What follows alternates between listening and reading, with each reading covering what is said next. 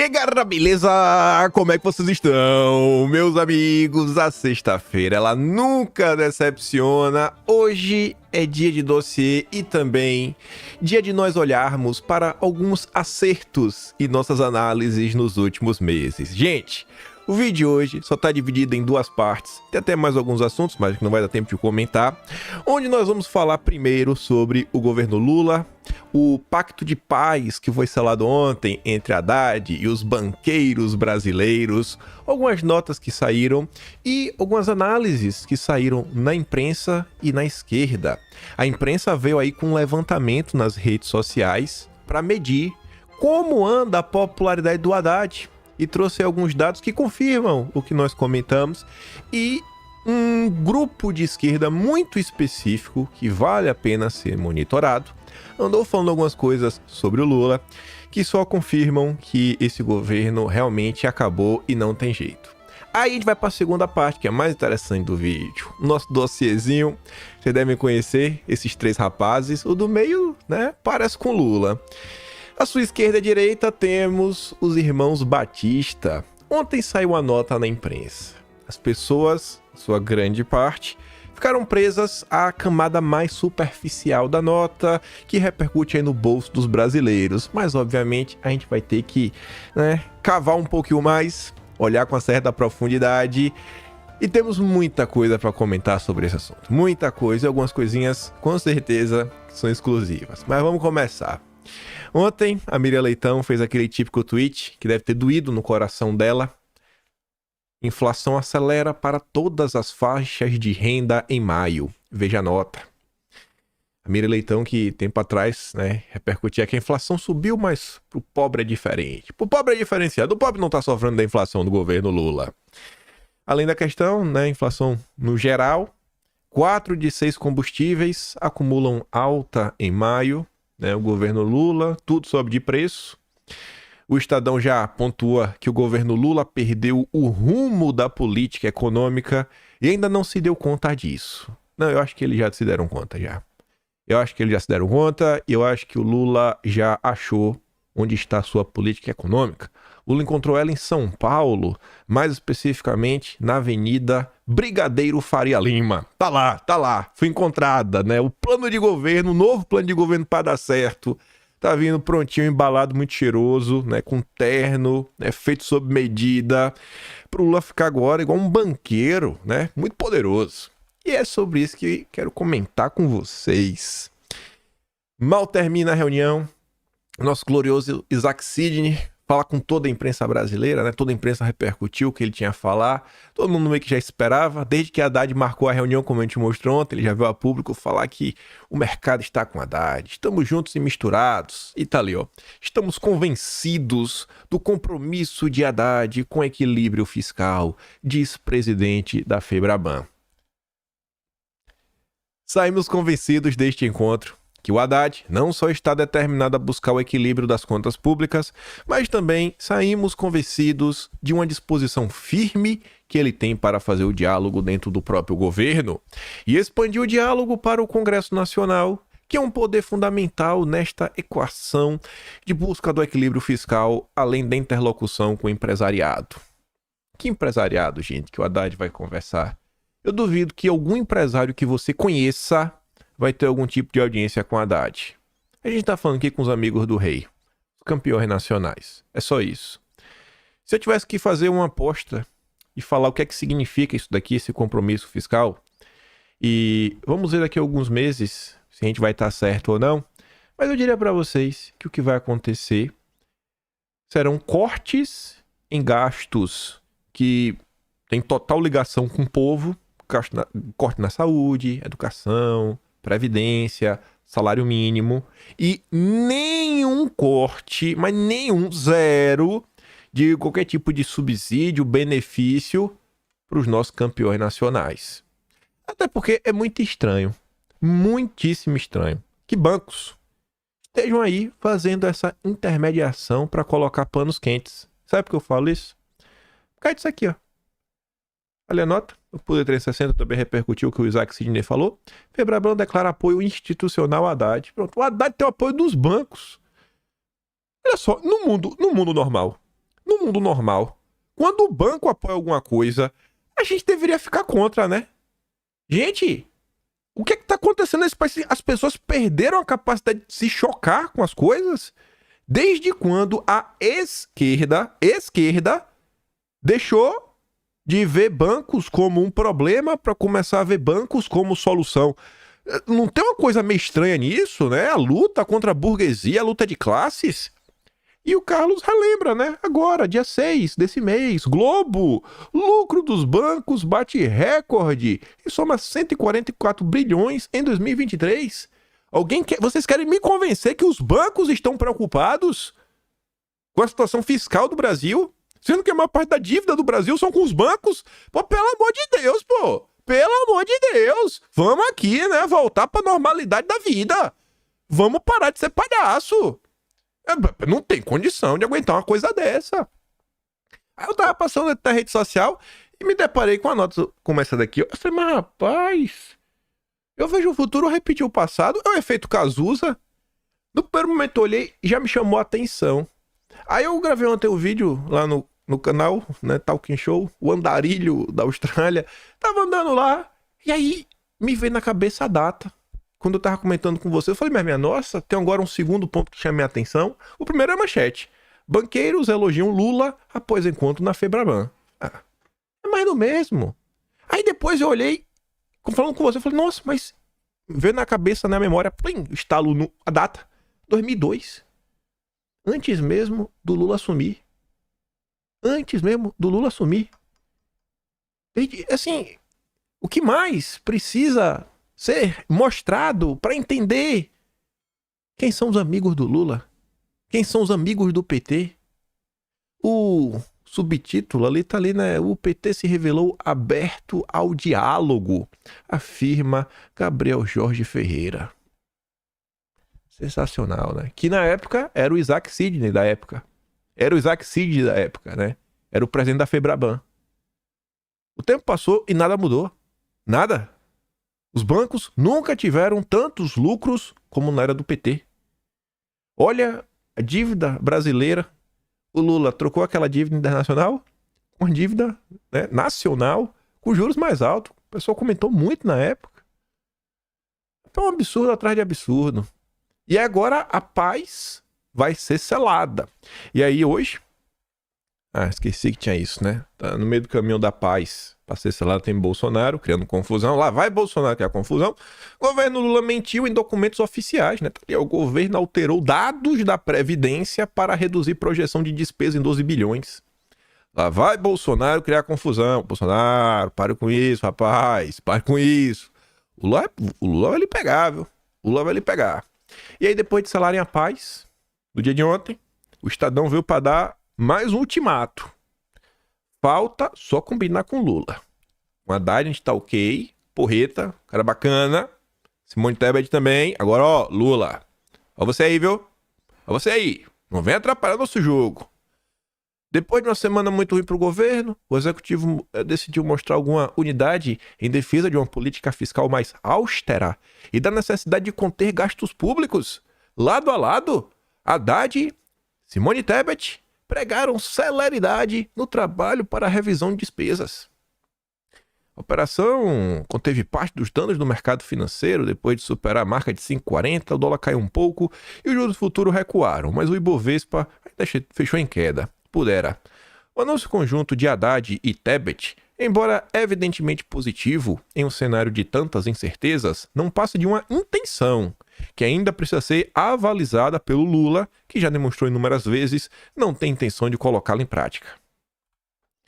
Fortalecer o ministro, o Haddad, dependerá de atos, não somente de palavras, porque o Estadão está comentando sobre o passeio do Lula na Europa. De um lado, todas as propostas apresentadas por Tebet até agora foram rejeitadas pelas principais lideranças do PT e do governo. Por outro, o Congresso deu um sonoro basta às medidas de Haddad para aumentar imposto, aumentar a arrecadação. Eu gosto de ver os jornais sempre colocando a Simone Tebet como uma pessoa sábia. Cumprir a meta fiscal passa a ser ainda mais desafiador e é Lula da Silva quem precisa ser convencido da relevância desse objetivo para o futuro do seu próprio governo. E aí, As propostas que estão na mesa é atacar o piso educacional, o piso da saúde, salário mínimo e previdência. Beleza. É o que o Estadão preza, bate palma, o que os bancos prezam e bate palmas, que todo mundo que tem dinheiro nesse pé bate palma, porque só é no lombo do pobre. Aí eu quero lembrar vocês que quando teve a história da desoneração da Folha, que o governo acionou o Supremo depois, né? O governo perdeu no Congresso, e a desoneração da Folha tira um pouco da carga tributária de cima de alguns setores, 17 setores. Quando o governo foi no Supremo e fez isso, a imprensa como um todo, mas foi uma gritaria sem fim. Foi editorial no Estadão, foi todo mundo reclamando. Gente, se o Estadão, a Faria Lima, os banqueiros, eles realmente estão preocupados com, né, o equilíbrio fiscal, por que eles reclamam da desoneração da Folha, mas aplaudem lascar o lombo do povo? Me diz. Me convence aí. Bota aí nos comentários. Não, é justo. Me diz aí, pô. Podemos mexer no salário mínimo, que é pouco demais no Brasil. Na saúde e na educação. Mas se mexer na desoneração da Folha... Eu sou a favor de ter a desoneração da Folha e eu também sou a favor de manter esses pisos. Gente, na boa, enquanto o Brasil tiver lagosta, daquela lacrada básica, né? Enquanto tiver lagosta para alguns setores, eu acho que não tá na hora de cortar nada que atinja o povo. Enquanto ainda tiver lagosta, tem muita coisa para cortar. Vamos começar pela lagosta. Vamos mudar essa ordem da prioridade. Vamos olhar os programas do governo que ele está colocando na mesa e começar a discutir esse programa de forma séria. Seu programa PAC, o Mover, o PATEM, todos os programas de transição energética, vamos começar a olhar isso daí e quem sabe cortar daí, antes de cortar do povo. Eu comentei isso quando começou, tinha uns dias já da tragédia lá no Rio Grande do Sul, falando, olha, o que os deputados deveriam estar fazendo, e eu dei até um exemplo mostrando que a esquerda tem isso e o PL, enquanto partido, deveria ter.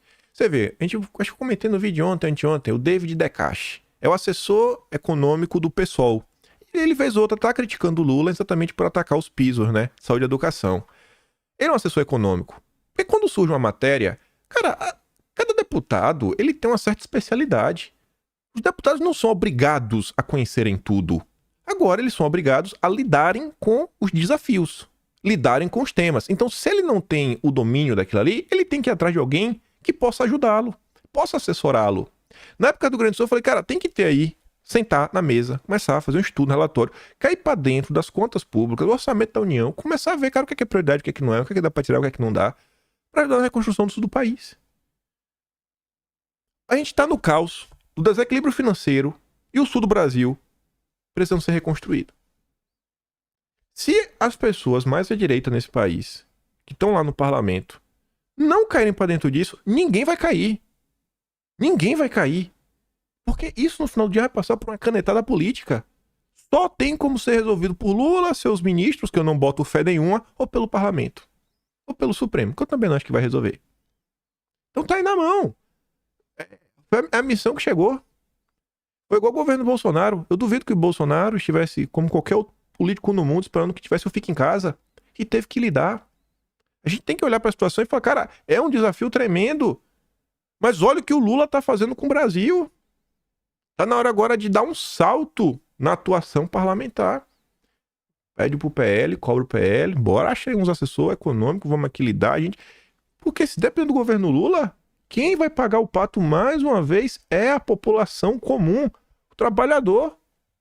Aí o Estadão termina falando que na sexta, após a reunião de mais de 2 horas com Haddad, os bancos privados reafirmaram ter confiança no ministro e pediram apoio firme do governo, do Congresso e do empresariado à sua figura.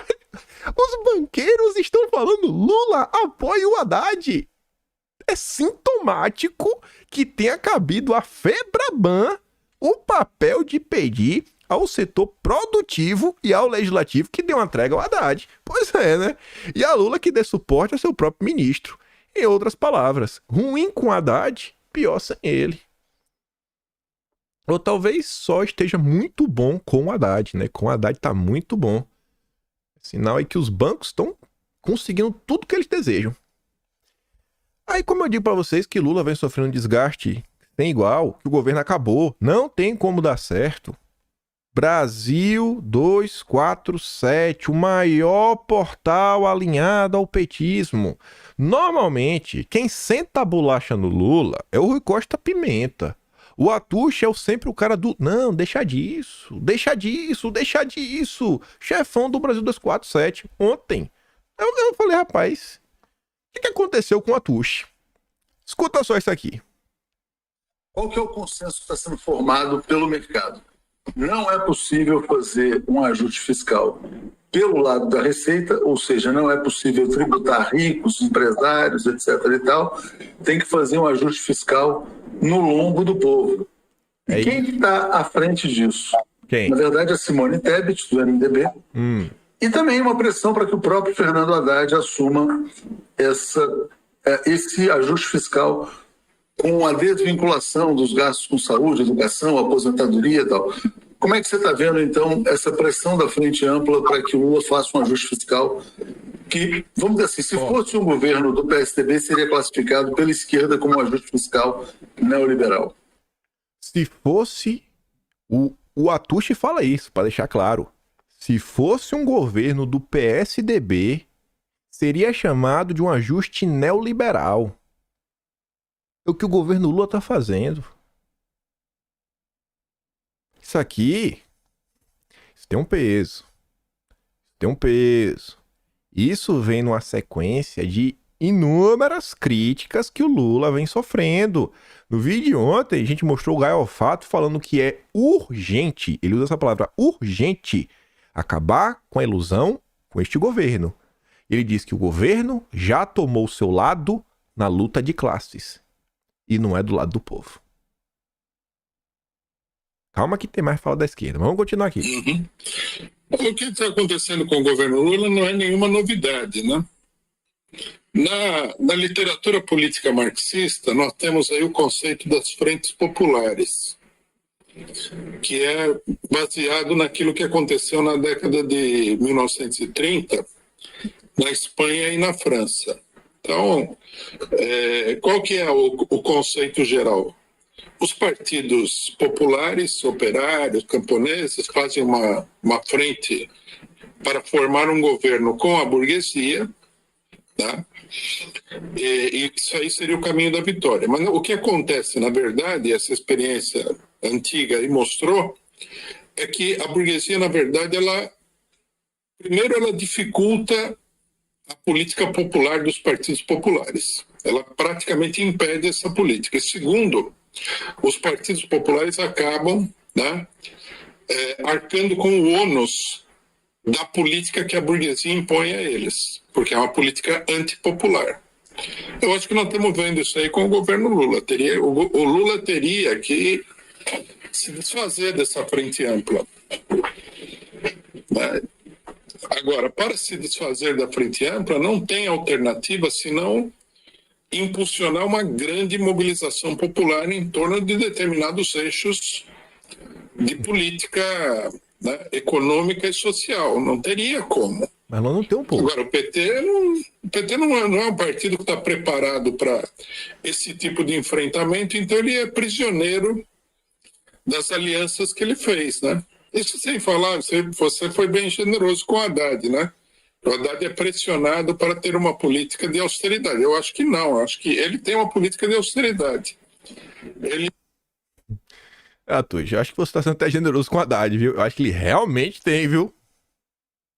O PT não está preparado, prisioneiro de suas alianças. Na minha terra, isso é chamado de rabo preso. Mas o melhor foi esse aqui. Esse aqui. Que é o que eu falo pra vocês. Eu sempre usei esse exemplo. Sempre usei... Eu não sempre não, né? Eu usei esse exemplo várias vezes. Principalmente quando o Lula falava alguma coisa em relação ao eixo do mal. A turma mais à esquerda. Que o Lula faz um aceno mais à esquerda e eu falava, gente, olha só. É só da boca pra fora. Na hora de tomar uma ação real, concreta, é Biden, meu amor. Vassalo do Biden. Vassalo do globalismo. Escuta, Brasil 247 tá basicamente falando que Lula é vassalo dos Soros. Então, aí você vê, por exemplo, hoje o presidente Lula está falando em tributar os super ricos, o Haddad também fala em tributar os super ricos, mas fica uma coisa meio etérea, assim, né, Rui? Fica uma coisa meio no ar. Olha, o mundo precisa se unir para tributar os super ricos. Fica uma coisa do discurso. Porque aqui no Brasil, na verdade, não se consegue tributar os empresários, o andar de cima, né? Então, já que a gente não consegue tributar no Brasil, vamos falar então no mundo, vamos tributar os super ricos. Não é um pouco isso que está acontecendo? É um pouco isso. É uma tentativa de convencer os ricos e milionários a serem generosos, né? Eu acho que existe no PT de que isso aí seria possível. Eu acho que é uma ilusão até meio delirante, mas... Não é um diversionismo, de certa maneira? Eu acho que é uma coisa meio desesperada, né? Porque há propostas que foram aventadas aí, vindas inclusive desse setor, o próprio Soros falou, né? Precisa taxar os milionários e tal. Você vê, o Soros está falando, né? Os bilionários falando em se autotaxar. É esquisito isso, né?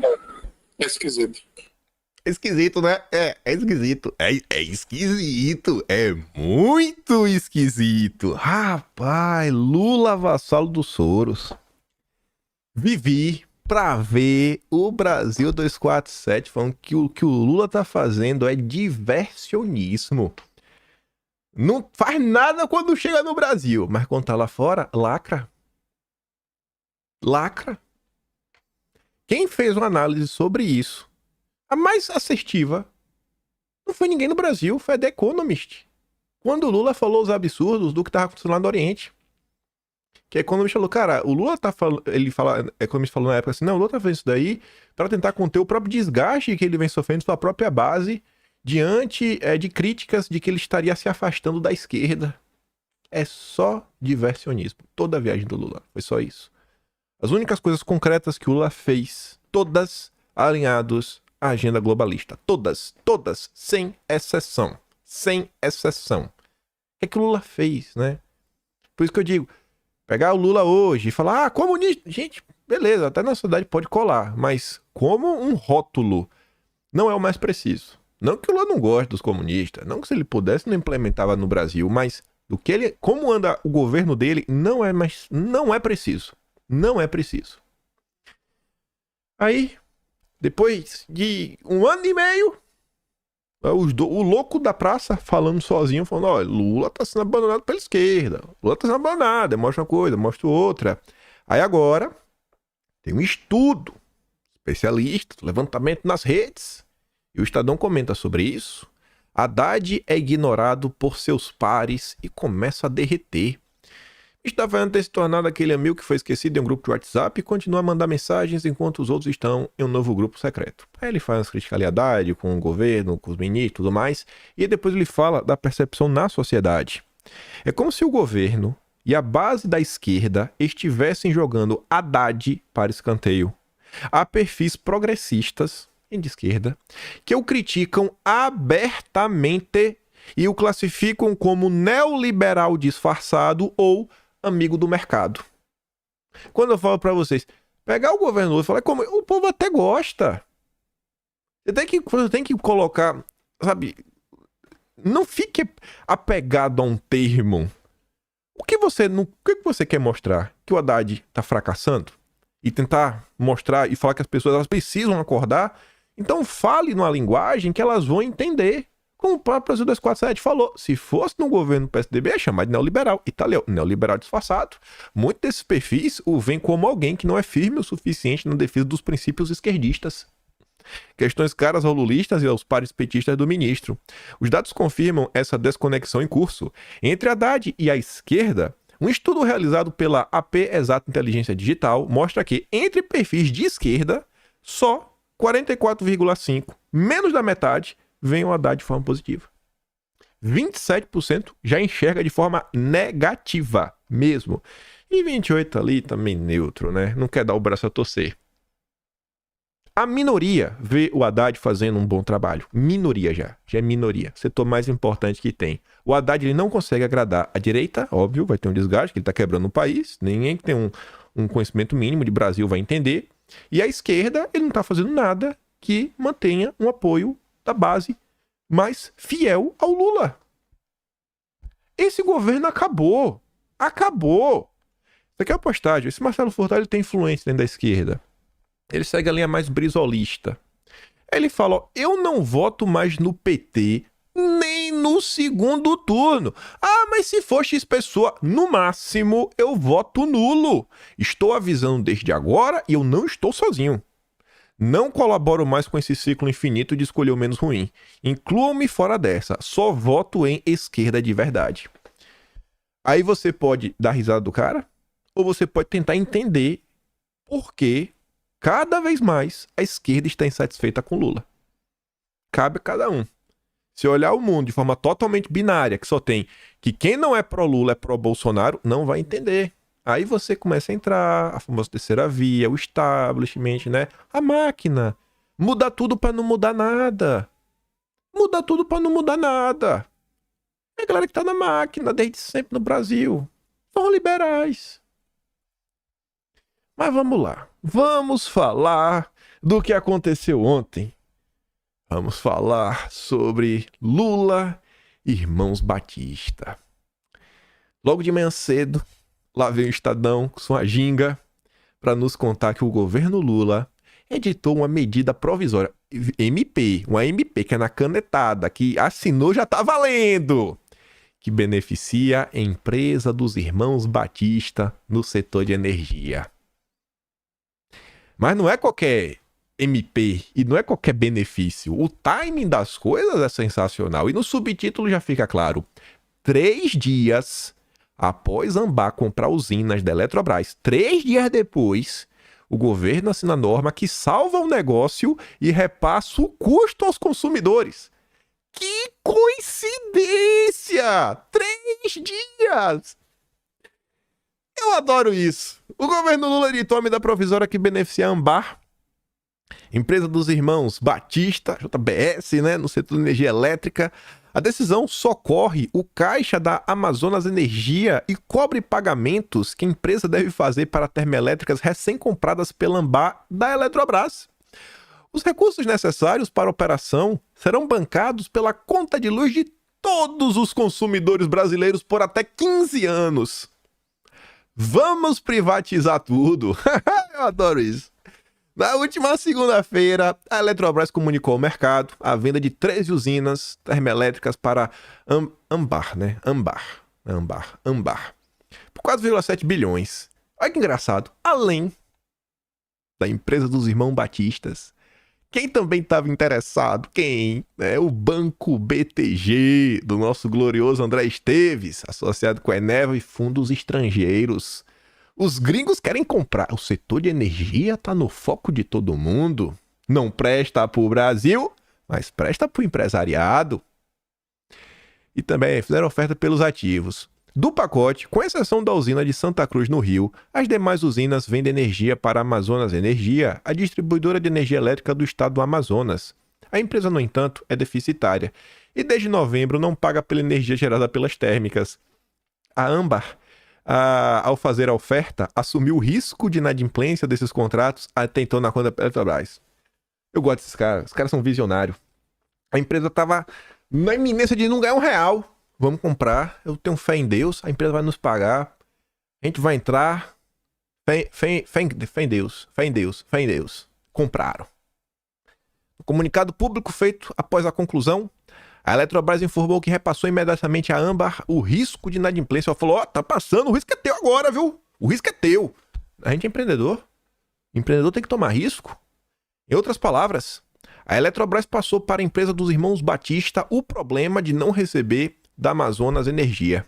E aí na quinta, dia 13, 72 horas após o negócio, 3 dias depois, o Diário Oficial da União trouxe a publicação de uma medida provisória de socorro ao caixa da Amazonas Energia e que transfere o pagamento pela energia das térmicas para contas gerenciadas pelo governo e financiadas pelas contas de luz de consumidores de todo o país por até 15 anos. A MP foi assinada pelo presidente em exercício, Geraldão. Olha ele! Para quem aí acha que o impeachment vai mudar alguma coisa, vamos mudar tudo para não mudar nada. E pelo ministro de Minas e Energia, Alexandre Silveira. Os custos para os consumidores do resto do país, ou seja, você se prepara agora, se prepare, calculados por operadores do mercado de energia, variam de 2 a 2,7 bilhões por ano. Pouca coisa, né? Podendo ultrapassar 30 bilhões no final. Além das usinas, a Âmbar já demonstrou interesse em comprar a própria distribuidora. Procurado nesta quinta para falar da MP, o Ministério de Minas e Energia informou que ela foi editada para dar sustentabilidade, eu gosto dessa palavra, à distribuidora do Amazonas e que desconhece os termos do acordo entre a Eletrobras e a Âmbar. Não sabia de nada. O governo não sabia de nada. O Ministério afirmou ainda que a medida não vai onerar o consumidor final, pois se trata da continuidade de uma ação já adotada no âmbito da concessão, o que é contestado por agentes do mercado de energia especialistas. O Lula falou que o povo não vai pagar. Os especialistas acham que vai pagar. Além disso, a MP prevê que os custos da Amazonas Energia com questões regulatórias, ou seja, como adequação aos parâmetros de perda de energia com gatos, por exemplo, também serão rateados com os consumidores do restante do país por meio de reembolsos da conta de consumo de combustíveis.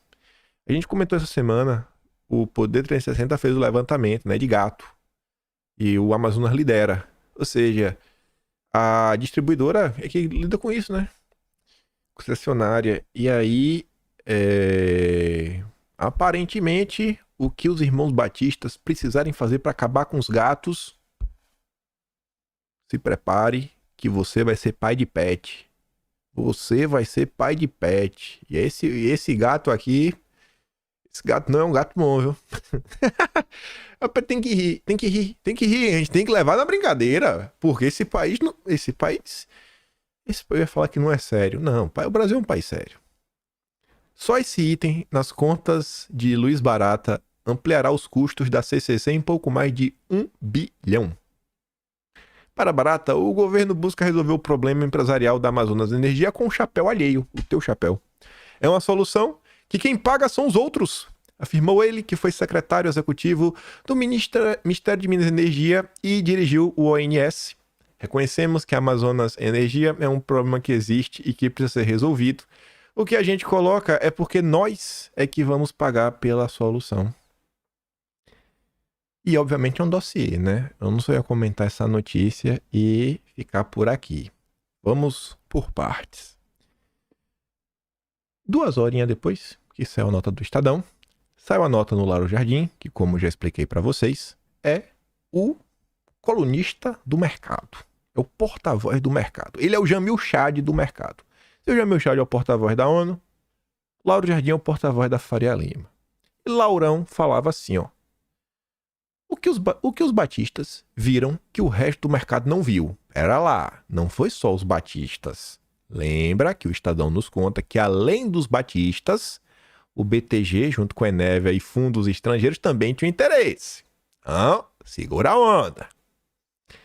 A pergunta acima foi feita dezenas de vezes na segunda-feira por integrantes do setor de energia, a partir do momento em que a Eletrobras anunciou que vendeu por 4,7 bilhões 13 de suas termoelétricas para a Âmbar, empresa da JF dos irmãos Wesley e Joelis Batista.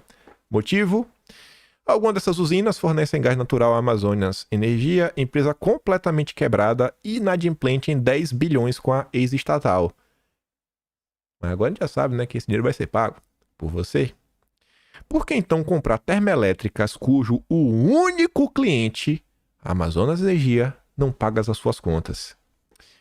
Na quinta resposta, a pergunta veio em forma de uma MP editada pelo governo. Nela, em resumo, consta que o dinheiro com que a Amazonas Energia pagará pelo gás natural virá de recursos retirados das contas de luz dos consumidores, ou seja, vocês, de todos os estados brasileiros nos próximos 15 anos.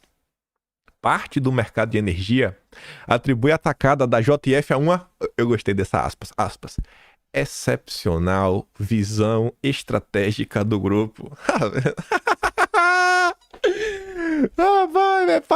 Isso é uma visão estratégica, é o olho de Tandera, espada justiceira me deu visão além do alcance. Nossa senhora, velho. Rapaz. Só que a coisa é pior, gente. A coisa ainda é pior. Que a gente não vai parar por aqui. Estava eu passando ontem, e aí, um perfil no Twitter fez o que todo mundo deveria fazer. E o que eu sempre falo para vocês, vá na fonte primária. Ele foi no site da Eletrobras. E aí quis me deixar maluco. E ele colocou ali, ó. Eu não vou nem ler o que tá aqui. Só vou ler o que ele falou, a gente vai olhar o documento. Eletrobras rumo ao Net Zero 2030, Agenda 2030, entregou aos irmãos Esley a maior termoelétrica do norte, que queima gás no meio da Amazônia, ESG para o povo e monopólio para os amigos do rei. O que é que ele tá falando? Pois bem, esse aqui, né, é a primeira página, só tem 2 páginas no documento. O documento só tem 2 páginas. Quero ver com vocês aqui essa parte e o final. Depois ver o final. Assinatura de acordos venda das térmicas. Rio de Janeiro, 10 não, isso, né? A Eletrobras informa que no dia 9 de junho de 2024 concluiu juntamente com suas subsidiárias Eletronorte e Furnas a assinatura de acordos com o grupo Âmbar Energia S.A. para, né? Aí fala lá, fazer, vender, terminar, blá blá. Aí, questão da distribuidora. Na hipótese de uma operação subsequente envolvendo transferência do controle da distribuidora, né? Se for vender a distribuidora, a Amazonas Energia depois, a companhia, ou seja, a Âmbar, terá a opção de compra, possibilitando a captura do benefício econômico fruto da recuperação operacional e financeira distribuidora. Eu não sei porquê, velho, mas eu tô achando que depois que a empresa passar a dar lucro, ela vai ser comprada. Eu tô vendo o olho da espada de Tandera do Lion do Thundercats. Sabe? Na hora que ela sai desse déficit de 10 bilhões, que o povo pagar uns 5, 6 anos aí, a JBS tem preferência e vai cair na mão. Eu tenho certeza. Porque os irmãos Batista, eles têm visão estratégica do mercado. Eles são bons. Eles vão campeões nacionais. E aí o pior é o final. Que é o que o verde e amarelo falou. A segunda página é só isso daqui, ó. É um parágrafozinho pequeno e a assinatura do Eduardo Rayama. As transações estão sujeitas a condições precedentes usuais de mercado e as iniciativas, ou seja, a venda das termoelétricas brasileiras, reforçam o compromisso da companhia, ou seja, da Eletrobras, de mitigar riscos operacionais e financeiros, avançar na otimização do seu portfólio, alocação de capital. Por fim, com esta transação, com esta venda, a Eletrobras acelera o atingimento de sua meta Net Zero. Aí, 3 dias atrás, episódio 1691, nós terminávamos com a matéria do Poder 360 falando desta compra. E eu coloquei ali o que aprendemos hoje. Espero que todo mundo tenha aprendido. Quando você junta a agenda SG com descarbonização, com privatização, resulta com os nossos grandes irmãos Batista, da JF, se tornando donos dos ativos da Eletrobras. Vamos privatizar tudo. É incrível. É incrível. Aí você fala, mas não tire o todo pela exceção. Eu sei que você vai falar isso. E o dossiê não para por aqui. Ainda estamos em 38 minutos. Óbvio que não tem muita coisa. Agora nós temos que voltar ao mês de dezembro. Mas antes de voltar ao mês de dezembro, temos que lembrar também que o planeta Terra, desde fevereiro de 2022, após a confusão lá entre Rússia e Ucrânia, começou uma corrida em torno de uma palavra: energia. Energia, energia. Está impactando tudo.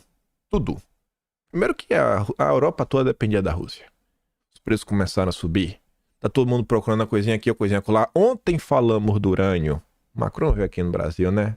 Tentar achar o que ele perdeu na África. Estados Unidos, preocupado em construir uma nova Colômbia, né? Porque é o tamanho do que eles vão precisar só com a construção de novos data centers para a questão de inteligência artificial. O Lula, olha como é uma distopia que a gente vive no Brasil. O Lula tá falando, não, a gente tem que ter aqui uma inteligência artificial no sul, global, blá, blá, blá. Tá, Lula? Então vamos aumentar nossa capacidade energética. Não tem investimento em aumento da capacidade de geração de energia. Eu tô vendo venda. Por que a gente não pede para os nossos grandes empresários construírem usinas, ao invés de comprar as que já estão prontas? Como é que a gente vai ter inteligência artificial se a gente não tem nem energia para ligar o computador? Basicamente isso, né? Em palavras muito simples. Tá tudo errado, gente. Tá tudo errado. Mas vamos focar, né? Estamos diante de uma exceção ou de uma coincidência que acontece mais de uma vez? Voltemos a dezembro. Onde o nosso Atlas, no capítulo 9, que se chama O Campeão Nacional, tem 2 temas. Um deles fala sobre a multa, né, que envolve aí o Odebrecht e tudo mais. O lado supremo, vocês devem saber. Mas o primeiro subtema deste capítulo é caso Copel Âmbar, né? E a gente começava falando nesse capítulo da festa, do patriarca JBS, né? Movimentação de jatinho na região, todo mundo lá, toda a nata da política brasileira na festa.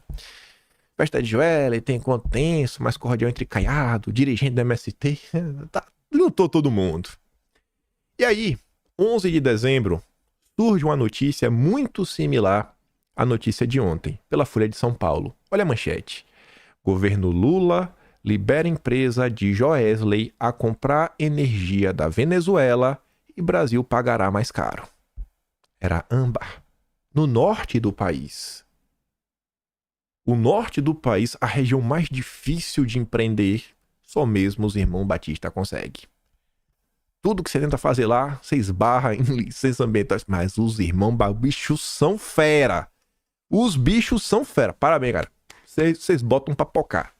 Aí depois que saiu essa nota, no dia 11 ainda, Folha de São Paulo fala, ó, Ministério ataca a Folha de São Paulo por reportagem sobre compra de energia da Venezuela. Olha o subtítulo da primeira. Ó. Preço foi proposto pela Âmbar após decreto do governo. Empresa diz que custo será menor do que combustíveis fósseis. Olha que engraçado, né? Não, o governo fez um decreto, aí pá, e a gente se dá mal, o povo se dá mal. Aí agora ela compra, aí o governo entra com a MP e o povo se dá mal também. Coincidência. Eu vejo o futuro repetir o passado. É o efeito Cazuza. Aí não dizia, Paz de Menos Energia, critica jornal, notícia explica medida e efeitos na conta de luz no Brasil. Aí, no dia 19 de dezembro, o Bruno Pires, na revista Piauí, né, fez uma longa nota que traz os bastidores políticos desta situação. Compra de energia da Venezuela passou pelos irmãos Batista desde o início. A Âmbar Energia, empresa do grupo JF, negociava a aquisição para abastecer Roraima antes mesmo do governo divulgar a retomada da importação. Visão estratégica de mercado? Comprar na empresa falida? Visão estratégica de mercado? Compraram, nem sabia que o governo ia voltar a importar. Visão estratégica de mercado. Aí, a mesma coincidência. Eu vou dar zoom aqui no que Tsuki escreveu, porque tá pequeno ali. Roraima depende de termoelétricas movidas a diesel.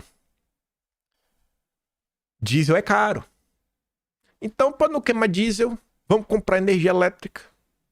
Agora a gente tem uma empresa, a Âmbar, os nossos grandes irmãos Batista. Não vai ser tão barato, mas pelo menos a gente não vai gastar com diesel, né? Olha a justificativa verde.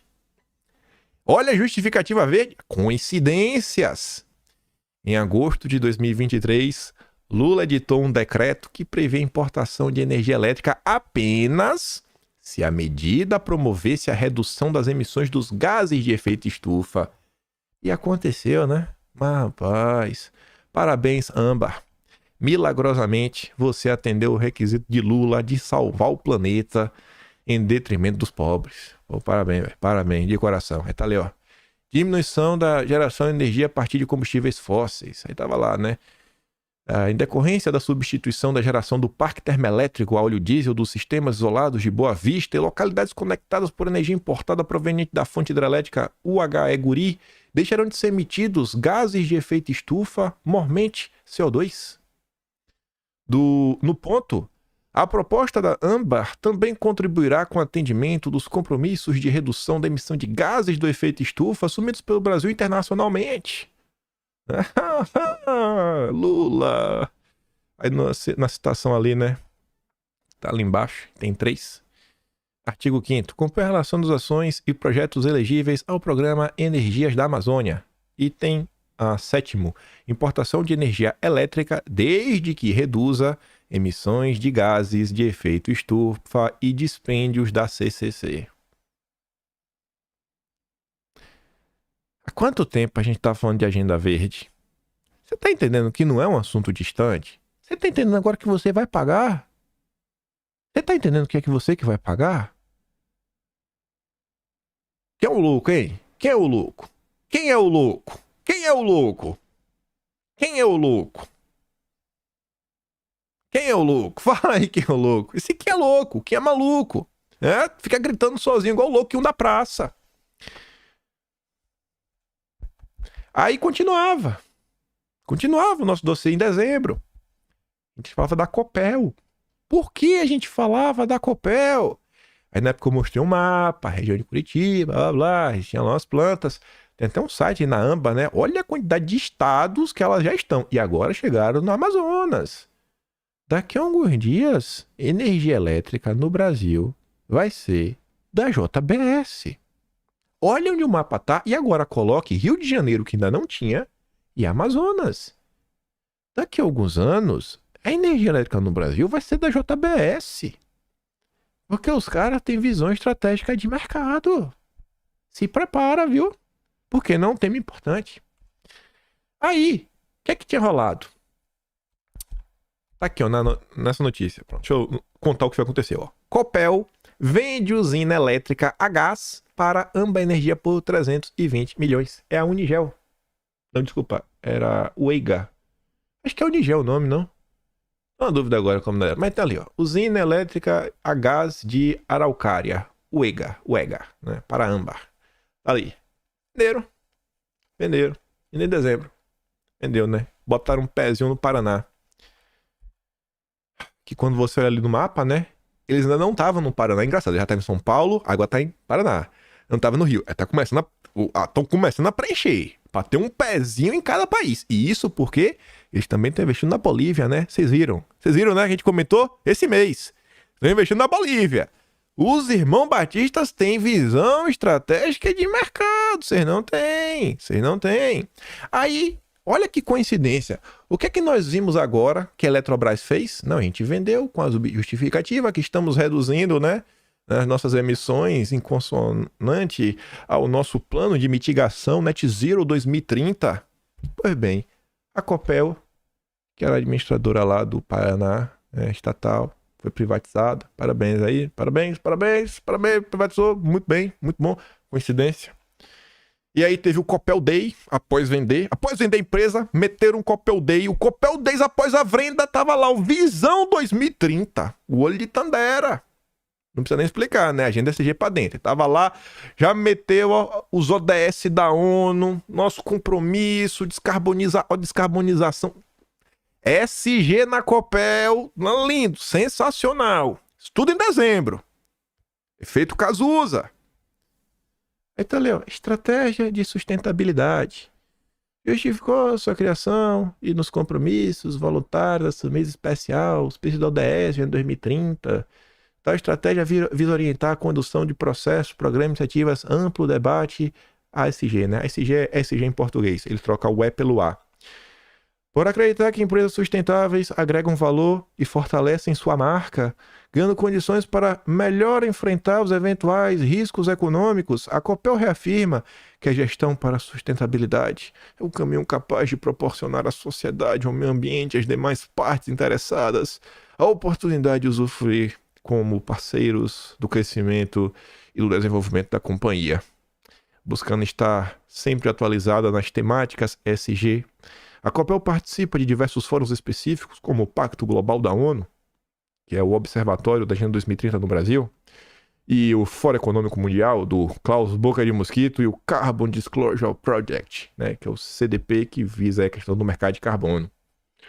E a Copel se desfez, tá na nota do Estadão, a Copel se desfez da UEGA com a mesma justificativa que a Eletrobras vendeu as termoelétricas para descarbonizar.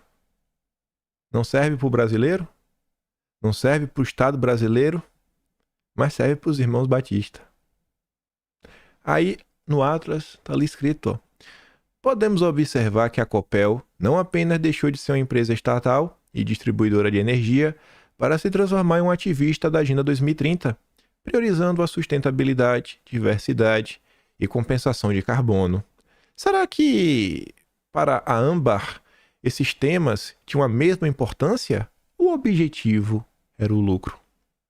Às vezes, a narrativa de vamos privatizar tudo se revela apenas um meio de enriquecer bilionários.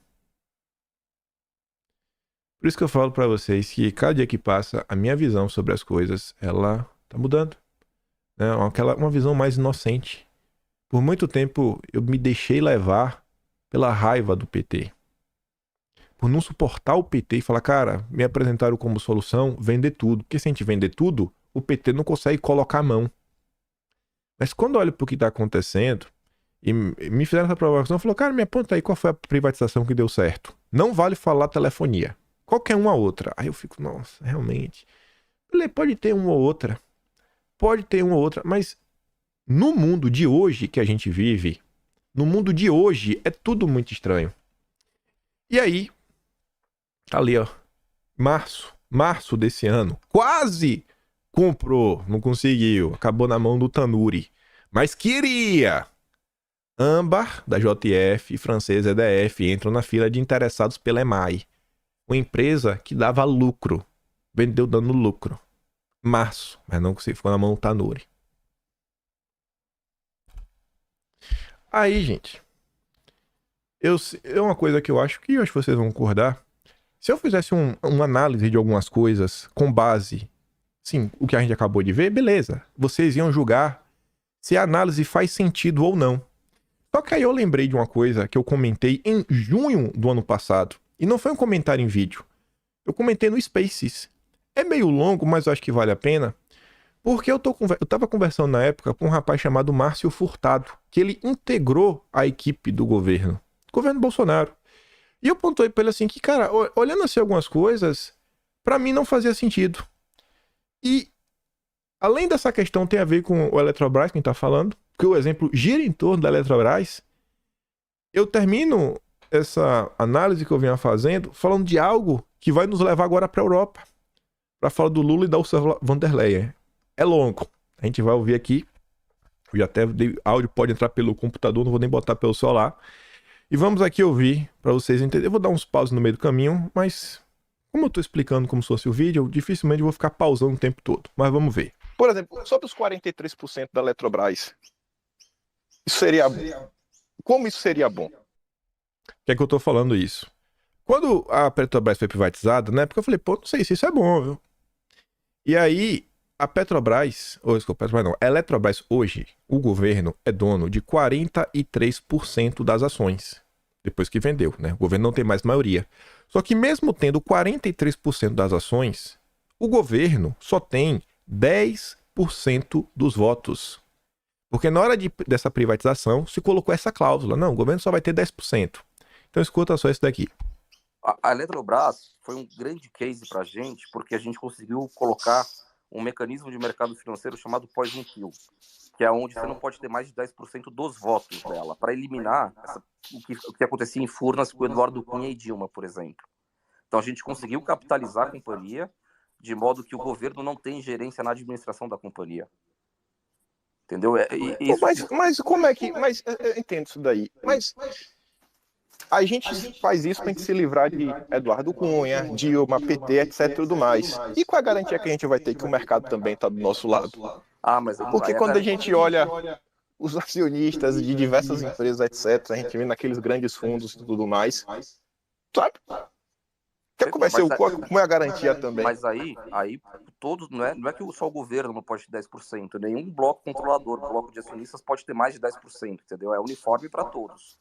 Se vai votar na administração, na estratégia, tem que ser, nenhum bloco vai ter mais de 10% dos votos, aí tem que ter uma ordenação dos 10 blocos, ou mais de 10 Você conhece hoje um grande bloco que tem condição de ter, por exemplo, mais de 10%, ou pelo menos um grande bloco que tem a condição de comprar 5% da empresa do porte da Eletrobras? Tem um monte. Eu esqueci, na minha cabeça eu tenho certeza, quando tá falando isso aqui, que tem condição de comprar 5% da Eletrobras e não apoia essa agenda verde? Citar um bloco com essa força. Fala assim, não, esses caras aí, eles vão entrar pra, sabe, pensar mesmo. Pô, a empresa para dar lucro mesmo, para valer, não vão tentar utilizar só para pegar dividendo, botar no bolso e deixar de lado alguma decisão que pudesse ser mais importante para o desenvolvimento do país, etc, tudo mais, ou tentar utilizar também a estatal para promover uma agenda tipo uma agenda SG. Consegue ver um bloco hoje com essa força no mercado? Não, vamos entender o seguinte, né? Se estou no conselho de administração. Já viu que já não tinha resposta, né? É só pra mostrar, gente. É muito bacana essa ideia. Não, vamos vender. Tá, mas vai vender pra quem? Quantos bilhões vale a Eletrobras? Tu acha que quem vai ter 10%, 5% da Eletrobras? Tu acha que quem tem condição de ter 5% da Eletrobras tem algum compromisso com o Brasil, com desenvolvimento nacional? Amigo, aqui não é boné, aqui não é geladeira, aqui não é televisão. Eu tô falando de energia. É setor estratégico. É setor estratégico. Cara, tá entendendo? Galera, vamos continuar. Ninguém tem condições, nem 4 blocos juntos conseguem mudar. E o bloco está pulverizado. Ela foi feita para evitar esse tipo de manobra. Esse mecanismo de Poison Pill, que é o mais alto nível de governança corporativa que tem no mundo. Não foi nem a gente que inventou. É um mecanismo. Então vamos dizer o seguinte, do nosso lado de cá, qual que era o racional? 115 milhões de orçamento para revitalizar a bacia hidrográfica para entregar a energia boa. Precisa de 6 bi. Pô, temos aqui um baita gap financeiro. O governo tem caixa para isso? Imagina. Nem de longe tem. O orçamento era 115 milhões e ponto. Então vamos tentar capitalizá-la, fazendo muita salvaguarda aos mecanismos de governança corporativa. Foi esse o deal que foi feito, das melhores formas possíveis que poderiam ter sido feitas. Tanto é que Felipe Salto, publicamente no Roda Viva, se posicionou contra, até Rio debochou desse mecanismo, falou: isso nunca passa no Brasil, nunca vai acontecer. A imprensa inteira, né, o Bruno Dantas do TCU, até os 44 do segundo tempo, estava segurando o processo. Aí conseguiu essa articulação. E aquela coisa também, né? Reformas liberais, e pode colocar isso dentro de uma reforma liberal, a questão da privatização, a capitalização da Eletrobras, só o tempo vai dizer. Né? Só o tempo vai dizer, né? O tempo disse. O tempo disse. Eu não sou analista econômico, mas eu venho estudando para um dia eu poder bater no peito e falar: eu sou analista político, cara, e presta atenção no que eu digo às vezes. Lá na frente, não falando agora não, falando lá na frente, né? Quem sabe se um dia dá um comentário assim e politicamente que ela fala: pô, peraí, o que esse cara tá falando? Espero que um dia eu tenha essa capacidade, né? Estudar pra um dia ter algum conhecimento. Um dia. Hoje não, ainda tá muito distante. Para 10 anos. Quem coloca essa capitalização de 50 bi nela, tá fazendo uma conta para os próximos 20, 30 anos. E a gente fez o máximo possível para que nenhum maluco, nenhum árabe, nenhum chinês, nenhum maluco consiga direcionar a companhia de forma sozinha, de forma organizada. Pô, mas aí o cara tem que organizar 51% do controle da companhia. É convencer muita gente. Eu subi o Gabriel. O Gabriel também é do mercado financeiro. De repente ele tem alguma coisa que ele pode complementar aqui com a gente. Tá. Enfim, vai lá, Kim. Sim. Não, meu ponto é exatamente o seguinte, porque eu não acho que é difícil organizar 51%. Porque quando você fala hoje, por exemplo, não, vamos colocar aqui uma medida de crédito de carbono, vamos usar a Eletrobras para fazer isso. Eu não consigo, para mim, é 90%. A sorte vai ser se o governo for os 10% contra. A sorte. Não, a gente vai ser aqui a resistência. E que não vai ser, né? Que é projeto da Marina. Então, o que eu vejo... A única coisa que eu vejo realmente é a seguinte: olhando o mundo hoje, quem tem dinheiro para comprar algo assim, todos abraçam essa agenda. Todos abraçam. É tipo a imprensa, é tipo o consórcio. A única forma disso não ter avançado era o governo ser majoritário. E aí veio uma decisão e vai falar: não, a gente tem um governo conservador, soberanista, patriota. Fala: não, a gente não vai se desfazer dos nossos parques de geração de energia sob a justificativa de meta climática. Não, meu filho. Crie a sua usina. Construa a sua usina. Me deixe quieto. Eu só consigo ver essa forma. Hoje, no mundo como que a gente está vivendo, Veja assim que hoje, quando olha para qualquer grande bloco do mercado financeiro, todos rezam a mesma agenda.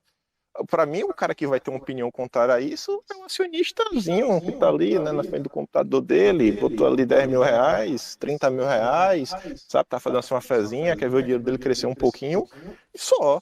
Mas esses grandes blocos, esses grandes fundos de investimento, eu não consigo ficar na ilusão que essa turma vai estar preocupada em dar lucro. Eu fiz esse exercício, eu posso falar com base, porque um amigo meu me provocou, um amigo meu que tem anos no mercado, ele falou, ó, procura aí um fundo de investimento, entra no site, procura a palavra lucro, os grandes. Tem. Assim, não, nossa filosofia, né, um mundo melhor, hoje em dia não é só pensar no lucro. E pá. Que aquele Eletrobras diz, não, nosso plano, sei que lá, a gente tem agora a visão de mitigação das emissões de carbono, nossa meta do Net Zero 2030. A mesma coisa da Copel. É um padrão. São todos. Todos. Quando surge uma pessoa que vem e faz isso de forma contrária, foi o Vivek, nos Estados Unidos, ele que o Last Thrive, foi notícia no mundo. Primeiro fundo anti-ESG do planeta. Engajamento. E vários desses fundos, inclusive, não dão nem tanto lucro assim. É melhor botar o dinheiro no tesouro, melhor botar o dinheiro até na poupança. Pelo menos é mais garantido. Então, assim, eu entendo, o governo tinha algumas coisas na mesa, não foi aquele negócio só de safadeza, como, sei lá, o Fernando Henrique Cardoso fez na época da Vale. Mas não, o governo tinha algumas ideias, tinha alguns projetos que ele precisava de dinheiro, achava que era naquele momento mais importante e botou para frente. Mas eu acho que não faz sentido o governo ter 43% das ações e só ter 10% dos votos. Foi melhor vender logo, vende tudo e fica só com 10%. Porque, sei lá, beleza, mas vai ganhar um dividendo aqui, um pouquinho acolá. Mas hoje o que eu vejo, não é hoje, né? Há muito tempo devem ser discutidos, até tá no vídeo de hoje que eu trouxe. Não é nem o vídeo de hoje. O vídeo de domingo passado, sem ser esse o outro, uma matéria de 1959, que o cara tá falando da criação da Atomobras. Não sou a favor de criar uma estatal do átomo, não. Eu falei que não sou a favor de criar uma estatal do átomo. Só que essa matéria é interessante. O cara fala o seguinte, pô, estamos aqui apanhando devido aos interesses de Wall Street que está se metendo na nossa economia, nos impedindo de desenvolver o potencial energético do país. E quantas vezes a gente não está vendo aí nos últimos 6 meses, toda vez que tem alguma coisa envolvendo a Petrobras, além do argumento de, ai meu Deus, os corais, coitadinho dos caramujos, além disso a turma está falando, não, olha só gente, é um combustível fóssil, não podemos usar combustível fóssil, não, isso faz mal, Falando aí da exploração da margem equatorial, né? Que não deixa, por causa dos efeitos climáticos, meio ambiente, etc, e tudo mais. Essa matéria a gente comentou na época da CPI dos Rockefeller no Brasil e falava isso, né? Aí você vê, olha o que está acontecendo agora. O mercado financeiro, mais uma vez, né? Dificultando a ampliação energética do Brasil. A matéria falava, pô, a América do Norte produzindo 40% da energia elétrica do mundo.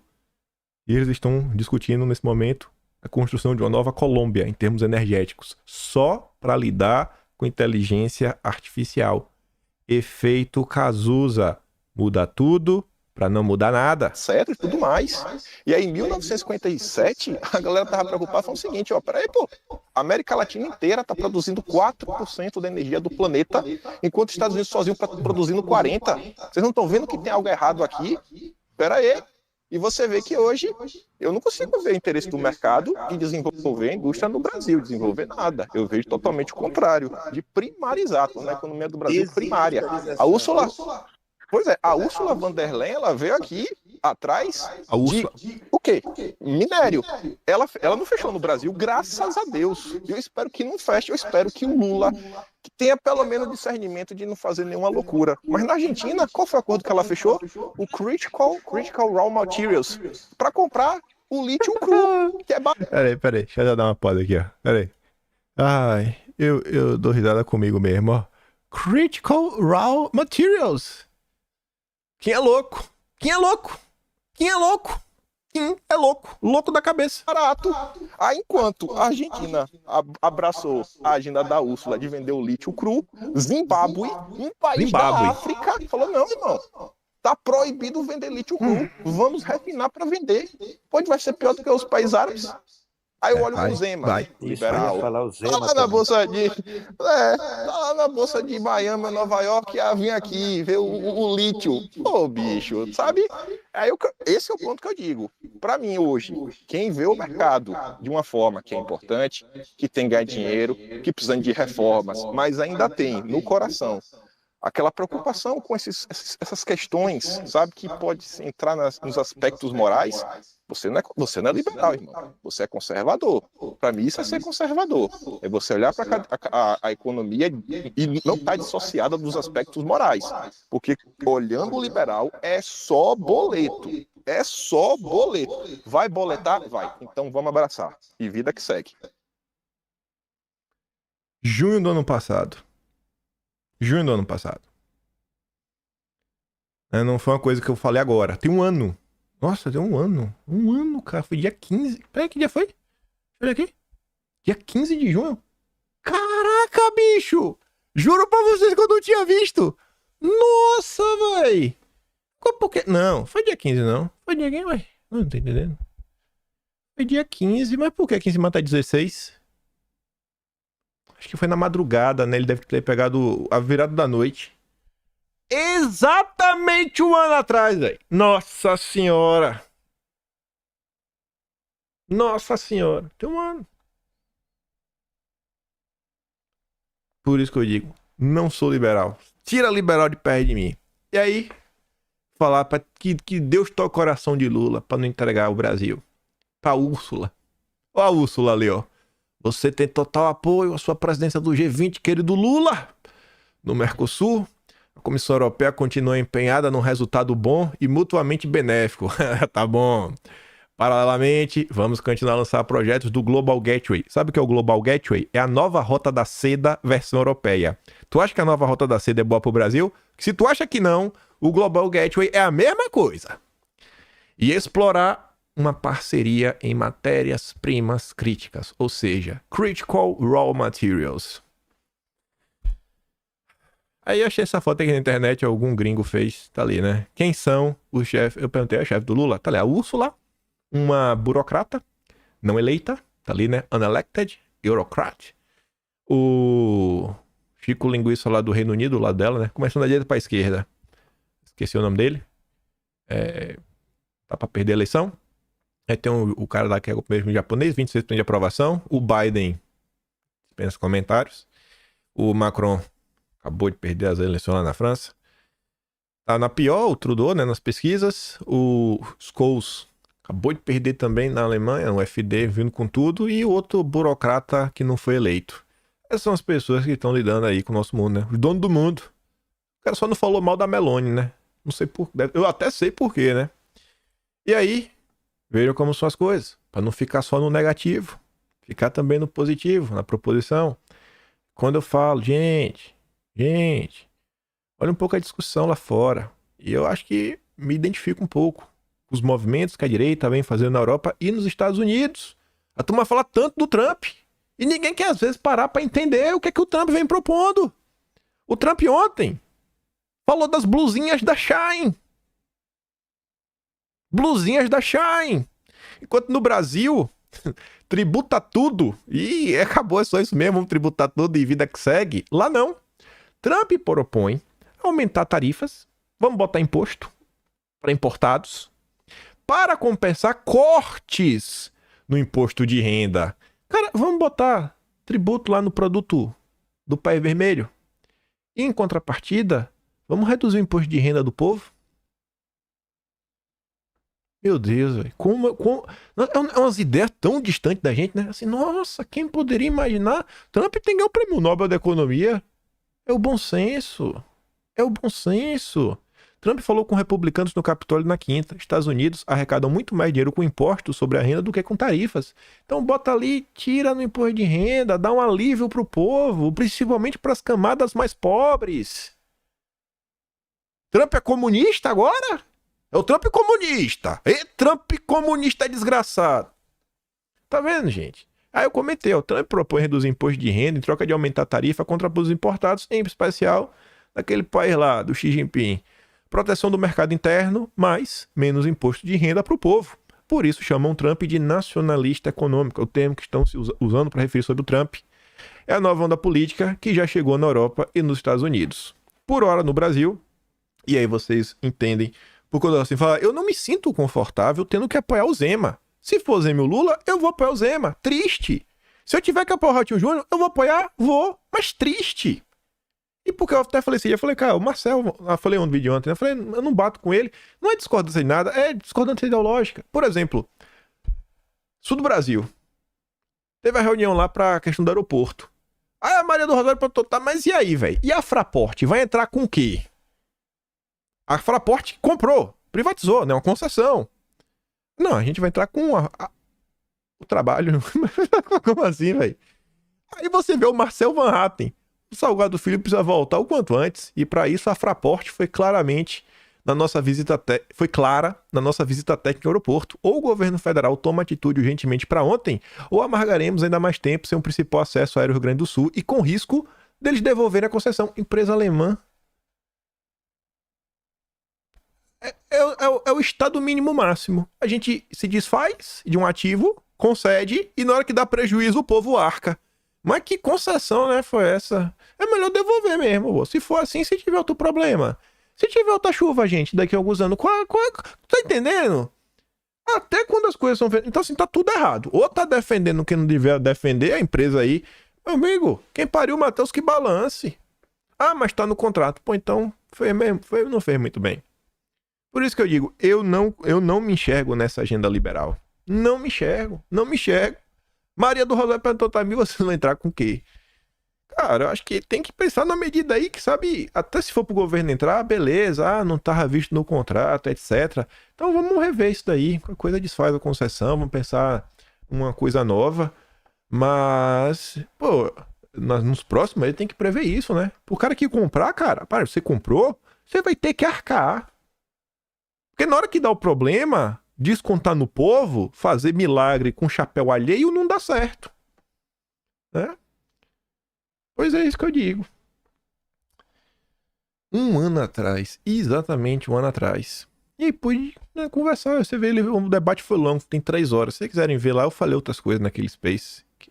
O link. Se vocês procurarem no perfil do Atlas brasileiro, eu não compartilho nada. O perfil do Atlas no Twitter é só para servir de... como eu posso falar? É para servir de um repositório. Eu coloco normalmente só vídeo ou coisa lá que eu acho que é importante, que eu quero salvar. Principalmente se alguém for apagar. Então eu salvo lá para poder colocar no Atlas. Porque daqui a 10 anos, quando o cara quiser ver algum vídeo, algum recorte, ele clica no link do Atlas e tá lá no perfil do Atlas. Então como não é um perfil polêmico, não se envolve com nada, não tem por que cair nem sair do ar, né? Então tá tudo salvo lá, tudo repositório para trabalhar em paralelo com o Atlas, que hoje, outra coincidência, não é só lembrar mais cedo, hoje sai o Atlas de Abril. O Atlas de Abril de 2024. Tá lá disponível. Tá aquela versão mais simplória, simplista, né? Aquela versão de impressão. A versão bonitinha de revista, a Mari tá terminando ainda.